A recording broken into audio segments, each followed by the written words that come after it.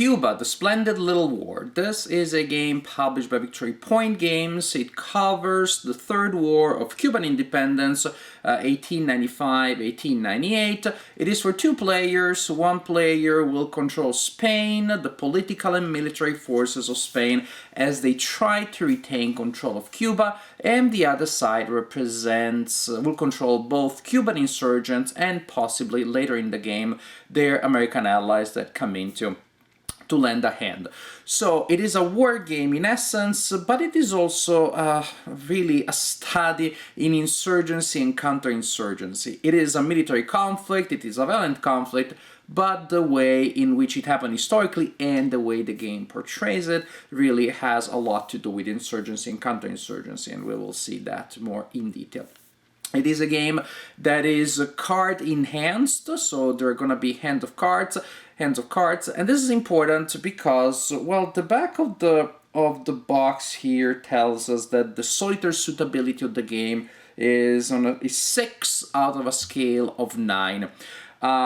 To me, that worked. The game is for 2 players. I played it solitaire, playing both sides at the best of my possibilities, and I don't seem to have any problem playing card-driven or card-enhanced games that way. I look at the cards when I'm playing one side, and I've already completely forgotten what the other side has in their hand. I just have a short-term memory when it comes to hands of cards. What can I say? It's a gift. But for most people, I know that that is a problem. So unless I'm rating it for myself, I would say that the solitaire suitability is lower. I wouldn't put it over 4 out of 9, say. So that's something I wanted to put there as a disclaimer. It is probably not the most solitaire-friendly game for most people. Without further ado, let me show how Cuba, the Splendid Little War, works.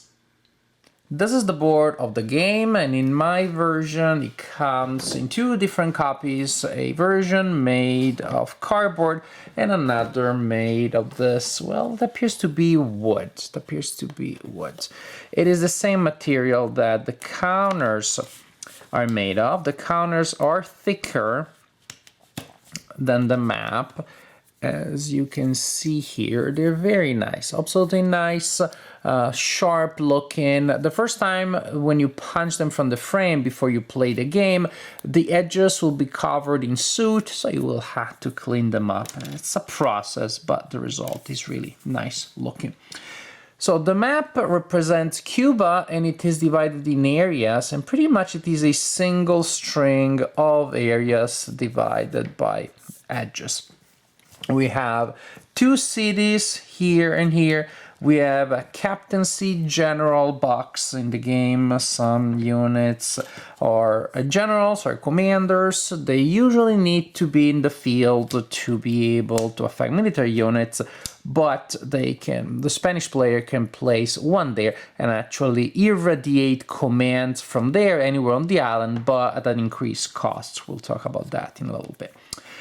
These numbers as you see here represent the number of resources that the areas generate for the player that controls them at the end of a turn.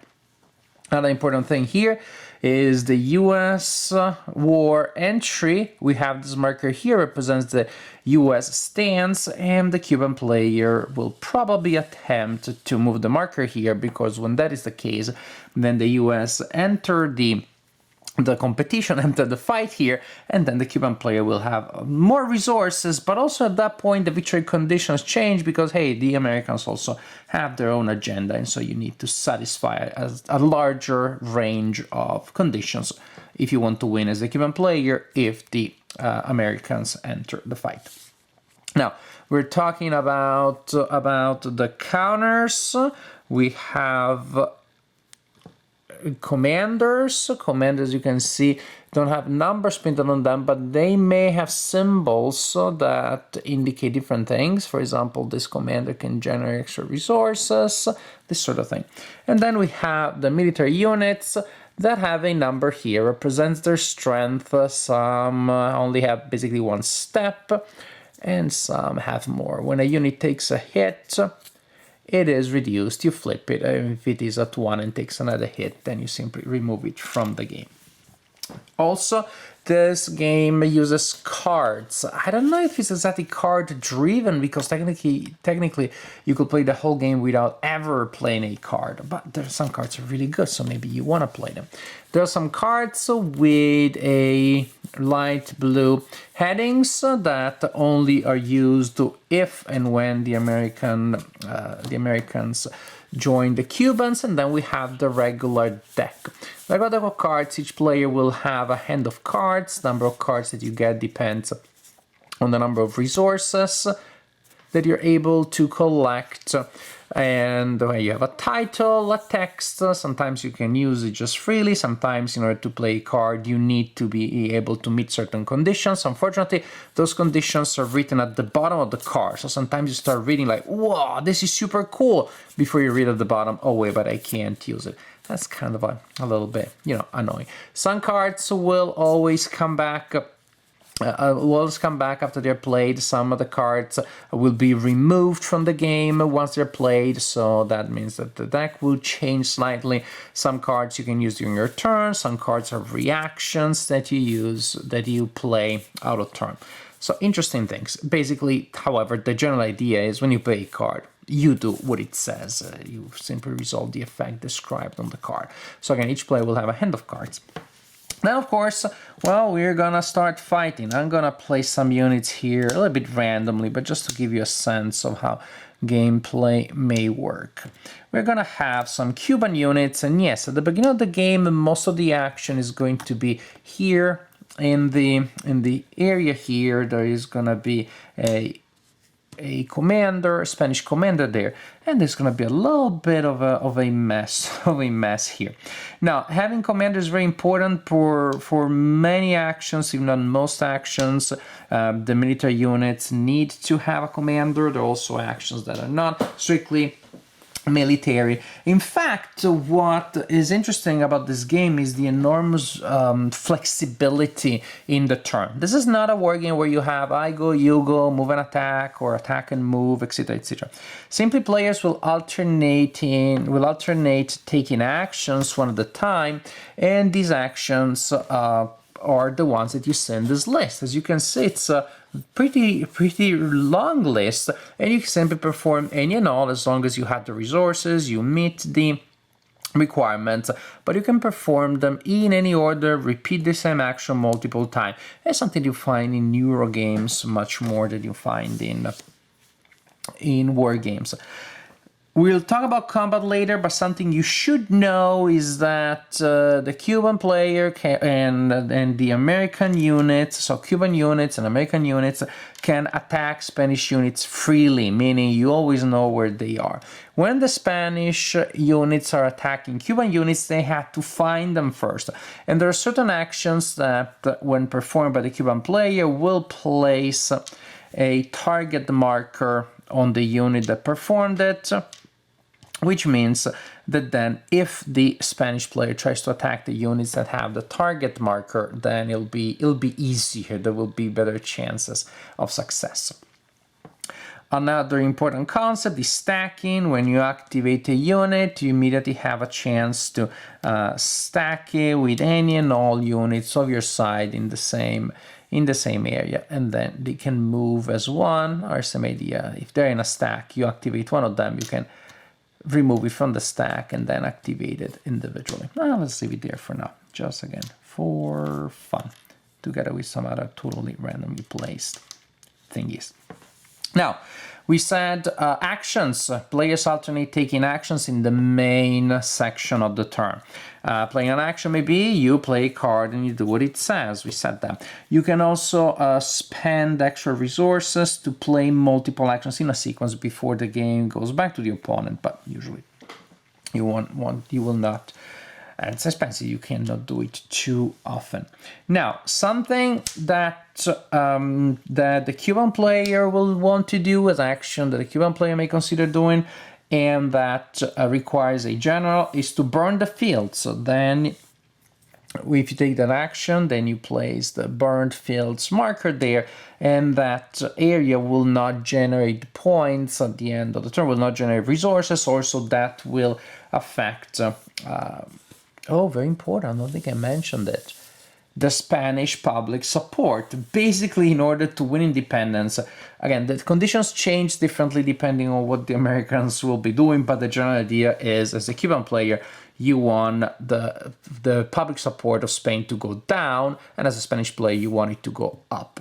And if in Spain they hear that there are a lot of fields that are burned, that is not good. So that will affect Spanish support.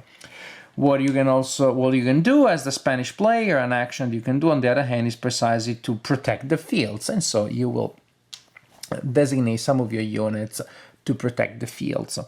You can recruit as the Cuban player. You will roll a die to see if you're able to get new units in the battlefield. Actually, this may be the time to introduce an important concept in the game, which is how do you succeed of anything? There is a single unified condition to be successful, which is you will roll a d6, and if you roll a 6 or a 5, you're successful. If you roll 4 or lower, you're unsuccessful. After, of course, you have followed all the rules that will tell you how many dice you roll, and after all the modifiers have been applied. But that's the idea. 5 and 6 is a success. So you roll a die with modifiers to see, as a Cuban player, if you're able to recruit when you're performing that action. As an action, you can lobby, which means that you can affect the US war entry positively as the Cuban player, or trying to prevent it as the Spanish player. You can, as an action with the aid of a general, move. So you can move units. Again, you activate a unit, stack one, stack anything, and then move it to an adjacent area. You can ask for reinforcements if you're the Spanish player. You can form search and destroy columns, so which means that the unit will have an easier time to fight against the Cubans. But then there is regular combat. Again, if you are the Spanish player attacking Cuban units, first you have to find them. How do you do so? You will roll dice. You will subtract the number of searching units from the number of units that are being pursued, and then that will tell you the number of dice that you will roll. It's possible that it's a negative number. When there is such a check, you always roll at least one number. The number that you have represents the number of dice that you roll. Suppose a single Spanish unit looking for 2 Cuban units. 2 minus 1 is 1, and so there will be 1 die that is rolled. At least there isn't a penalty, because if you get one die, but because that's the minimum, because the differential is 0 or minus than or lower than that, there will be a penalty. So basically, you see how many dice you roll when, as the Spanish player, you are searching, and then you roll the die, and remember, 5 or 6 is a success, any other number is a failure.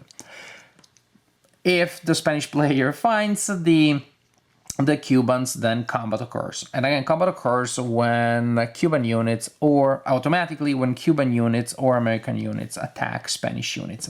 What happens there? In this case, you don't look at the number of units, but at the numbers on the units. This is when you take into account the strength of the unit. So you determine the base combat differential by subtracting the defender's total strength from the attacker's total strength. Again, you will always have at least 1 die. Roll the dice that you have, apply possible modifiers, and here we have a player aid, and that tells us the modifiers that we have. And each 5 or 6 that you roll is a hit, which will reduce one of the enemy units by 1 point.